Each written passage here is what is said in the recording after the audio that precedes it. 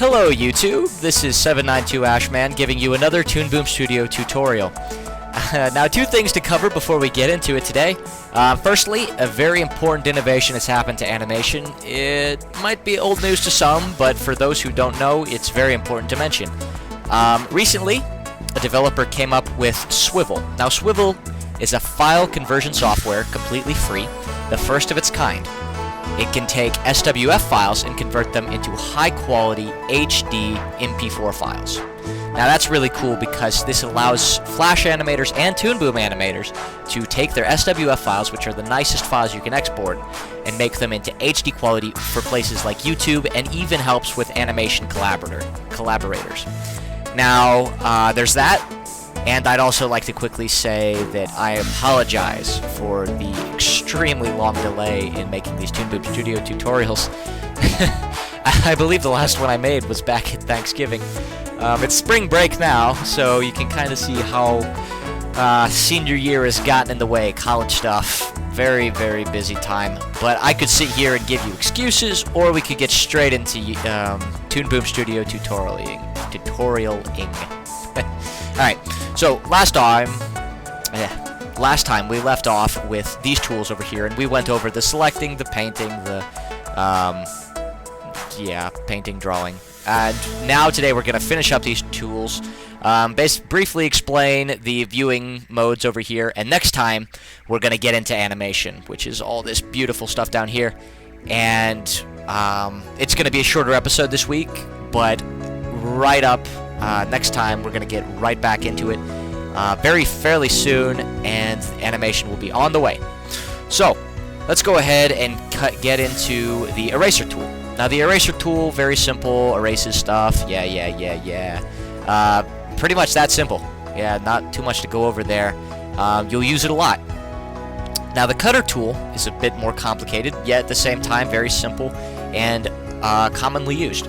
The cutter tool will slice and dice your lines, so you can slice that line, and out pops my little sliced line right there. And it's also important and fair to mention that it can also cut up colored in things. So Sonic's looking a little pale. Alright, a little bit of that. That's the default colors over there. You can cut the lines, you can cut the shaded in stuff, the shaded regions, and you can use it like that. Now, also, pressing the K button, which shows you your lines that we discussed earlier, you can see the incisions you make into your lines with the cutter tool, which are important for you to be able to manage this stuff. So don't forget the K button can do that. That's basically the cutter tool. Now, the scissor tool is one that I almost never use. It basically is the same as the cutter tool, can incise things, and the only problem is that it works with squares. Yeah, not very much freedom to move around. It's much easier to simply just press K and work around the stuff you need to use. So that's that little button right there. Now, here's the zoom tool.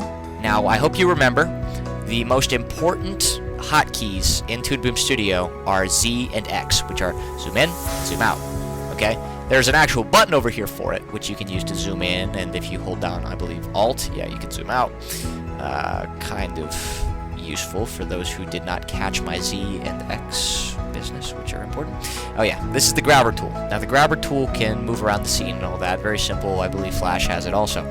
Now it is kind of important because we got to get into modes here. Now, so far this entire time we've been using the drawing view. There's also the camera view, the side view, and the top-down view. So far, all you really need to know are these two. Now, the drawing view shows you whatever your drawing is, whatever you're working with.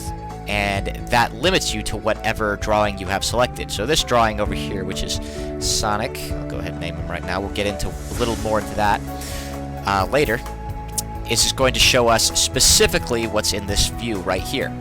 If you press camera, it will show you all the different drawings that you have down here put together.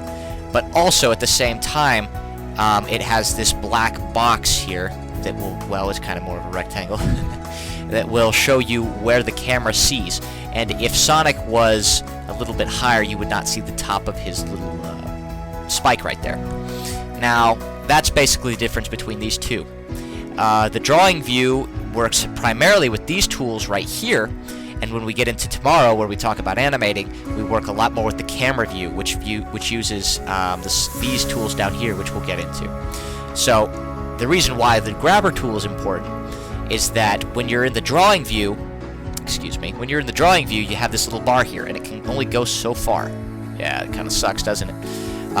If you're in the camera view, you can go as far as you want. I don't know why. I think it would have been wise to have it both ways. But for the drawing view, say you're drawing Sonic over here for some reason, I don't know why you would. You can, though, and then arrange it in the camera view later. It'd be hard to work around, so the only way to get farther up and down is using the grabber tool. So it does exist beyond that little bar there. So that's important to mention. Last but not least, we have the text tool, which will allow you to write text. Fairly simple tool.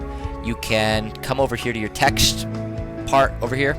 It gives you all the fonts, everything you use in Microsoft Word. You can even import fonts, and that's done by a very simple process you can look up online. And I've even imported a few of them that are Sonic related. I think there's a Sega one in here somewhere.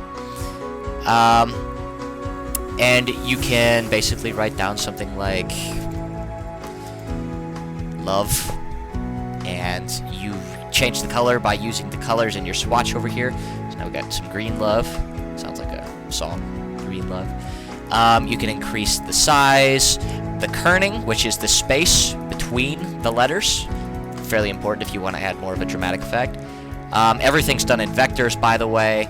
You can align it if you have a very big space. You can align it in the middle, left, try and space it out or whatever. You can indent it, line spacing. That's basically it for the text. One important thing to mention is that say, hey, I want to mess with that V. It takes a little bit of work to mess with that V. When you select it, it shows everything that's in your little drawing, your little lettering box here. You right-click and go to break text apart while using the selector tool. Now I can work around with this V. But say I want to contour edit with this V. Can't. That's unfortunate. So what you're going to have to do is, once again, select this all and press break text apart. Now it is 100% vector. You can use and distort in any way your heart desires. So yeah, that's basically lettering, all that stuff. We have completed this section of the tutorial. Thank you guys for watching. Stay tuned. I'm going to have a new episode up in no time. 792 Ashman, signing out. Have a great day.